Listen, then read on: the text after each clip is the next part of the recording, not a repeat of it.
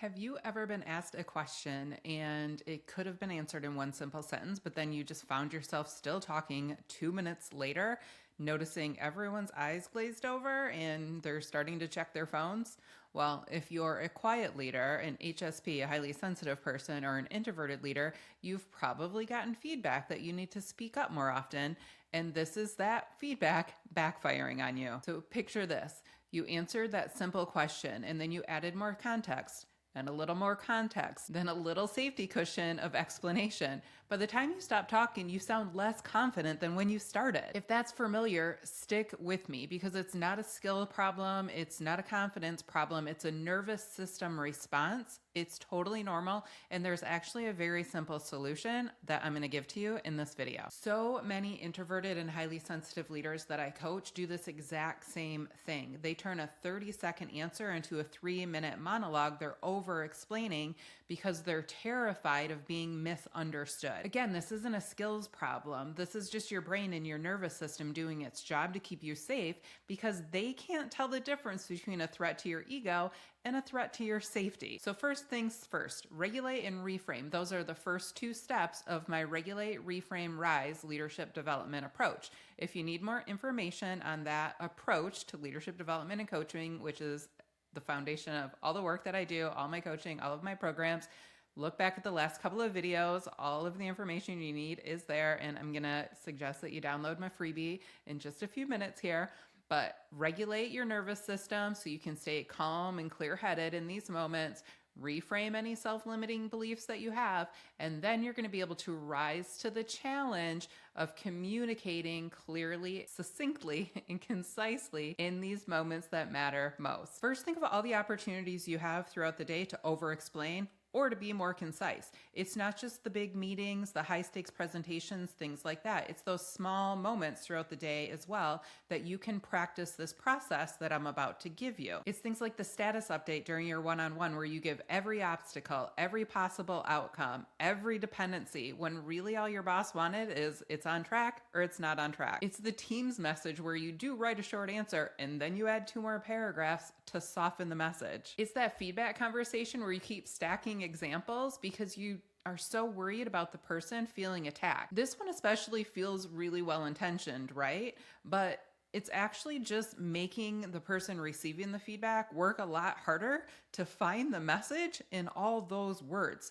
So it's actually backfiring. Your attempt to be more thoughtful is maybe even confusing them. You are making them work harder to understand your point. This completely defeats the purpose of you trying to be thoughtful. Your intention is generous, but the impact is actually the opposite. Again, over-explaining is not a character flaw or a skill set issue. It is a nervous system response. It's totally normal, especially for HSPs and introverted leaders. Your body picks up on every single tiny threat, a sideways glance, a vague question, somebody looking even slightly disinterested in what you have to say, and your nervous system goes into protection mode. If you're an HSP especially, you pick up on way more subtle nuances than anybody else in the room. So this is way more likely to happen to you more often. And before you've even consciously processed what happened, you find yourself in paragraph 3 of what could have been answered in one sentence because those nerves have kicked in and you're worried that you're being misunderstood. Maybe you've gotten feedback in the past that you've received as criticism, and this is an overcorrection, and now you're struggling with perfectionism. You're reading micro reactions mid-sentence and you're adjusting on the fly. And the big one, you're reading silence is disapproval. Or like I mentioned, maybe you've gotten feedback that you need to speak up more. I know I got that a lot earlier in my career.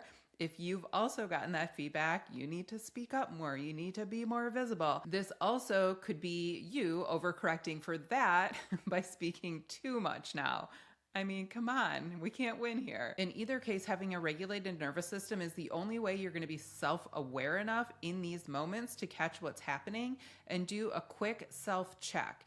To ask yourself something like, am I adding value by speaking more, or am I just trying to feel safe? Most of the time, the answer is going to be, I'm just trying to feel safe. And again, that's not a weakness. Nothing has gone wrong here. It's your nervous system doing exactly what it's been designed to do. The problem is that protection strategy undermines what you're trying to achieve. These two things feel the same from the inside, but they look very different from the outside. Listen to some side-by-side examples of the same explanation. The first example is going to be thorough and succinct. The second example for each explanation is going to be over-explaining, and see if you can recognize if you fall into the over-explaining category ever. So the thorough, succinct example. This report is 90% complete. I'm just waiting on details from finance and CQA. I'll send the final version to leadership by the end of the day. The same explanation, over-explained, might sound something like this. The report is mostly done. I'm just waiting on a few details from a few different groups. I don't want to send it quite yet. I want to make sure everyone's feedback is fully incorporated. I'll try to send it by the end of the day tomorrow if that timeline works. If not, I can send you what I have now and then add details as they come in tomorrow. Which would work better for you? Do you want me to go ahead and send what I have now? Do you want me to wait till I hear back from everybody? What works best? Hopefully that makes sense. You're not being more careful in that second version. You are making your listener work a whole lot harder. And when your listener is your boss or a skip level, you're losing credibility. So when your brain wants to explain every little detail, you need a process that you can trust. Something simple enough that you can fall back on it if you do find yourself in a dysregulated state from a nervous system perspective. Of course, we want you to be using the regulate reframe part of the process. So hopefully you are not in a dysregulated state, but just in case you are, you want a really simple process for the rise part of the framework so that it's really easy for you to remember and tap into in these moments. That process is answer, reason, next step. Really simple to remember. Answer, reason, next step. So you give your answer to the question in one sentence. You give your reason for that answer in a sentence or two, and then you give the next step. Who is doing what by when? Then stop talking. So I'm going to walk you through a few examples. Let's say you're giving a status update to your boss. It might sound something like this. I'm canceling the meeting. 3 out of the 5 clients can't come due to the weather event. I'll reschedule it for next month by the end of the week. Super simple, right? Here's another example. Let's say somebody challenges you in a meeting. That one does have a tendency to throw somebody into a dysregulated state. I know I still personally hate to be challenged, especially in front of others. So it might sound something like this. We're moving forward with the decision as is. We had already agreed if we met 80% of the requirements, that's what we would do. So my team's going to go ahead and process the order by the end of the day. This is another situation that can be a little tricky. So if you're using the answer, reason, next step, when you don't have the answer to the question, it might sound something like this. I need an additional day. Making a decision before we get all the data from CQA would put us at risk. I will gather the required information and I'll send my recommendation to leadership by the end of the day tomorrow via email. That one also is really powerful because you're creating boundaries instead of just filling space with guesses. And if you find yourself being taken over by a nervous system response or your brain kind of running wild, try these 2 pattern interrupts when you find yourself going down those paths. Just say, that's the key point, or those are the important details. And that's both your cue to yourself to stop talking, but that's also the signal to the room that you are done. You can also, from a nervous system or somatics, sign to yourself that you are done. Just pause, take a deep breath. One, that signals that you are safe, but it also signals, again, you are done. Stop talking. Another tip, if you are truly unsure of what your audience is going to prefer as far as the answer or the explanation is concerned, if you think you might be speaking to somebody that does prefer more details, simply ask them, do you want the short version? Do you want the details?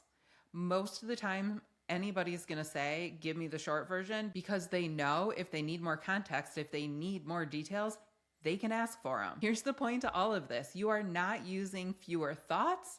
You are just using fewer words. And that is a very meaningful difference. You don't have to change who you are to stop over-explaining. You can keep your thoughtfulness. You can keep your thoroughness. You just learn to trust that your first answer is enough. So for this week, pick 1 meeting per day to practice this new skill. Decide ahead of time, I'm going to answer every question in those 3 steps, and then I'm going to stop talking. And remember, those 3 steps are answer, reason, next steps. And if you slip up, don't spin out, don't spiral. It's no big deal. Just get back on track next time. Also, let silence do some of the work for you. Silence is not a big deal. It doesn't mean people are disagreeing with you. It doesn't mean people are disappointed in you. It doesn't mean anything about you. Allow silence to be there. Sometimes people are just thinking. I notice that sometimes over-explaining is one of the ways that quiet leaders spend time on that second job I've talked about in other videos. Again, if you're not familiar with the second job concept, leave me a comment under this video and I will be sure to get you that information. It's really important for you to know about it